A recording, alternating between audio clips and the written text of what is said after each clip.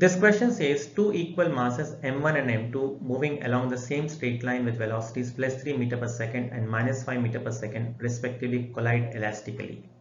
Their velocities after the collision will be.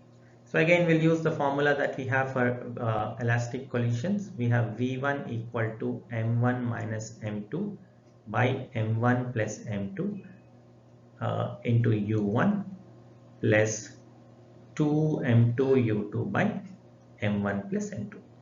So let's substitute it. v1 would be equal to m1 is how much? Two equal masses m1 and m2. Both the masses are equal. So when the masses are equal, m1 minus m2, this becomes 0 plus 2m by this 2m 2m cancels, becomes u2.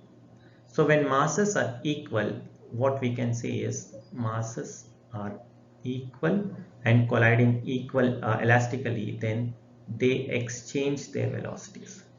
So what do? They just exchange their velocities. So if they're exchanging their velocities, so initially the first mass had 3 meter per second, the first mass will have minus 5 meter per second. So minus 5 meter per second. The second mass had first mass had 3 meter per second, so the second mass will have 3 meter per second.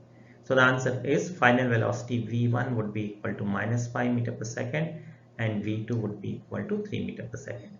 So the answer for this question is option D. Hope you could follow this. Thank you very much.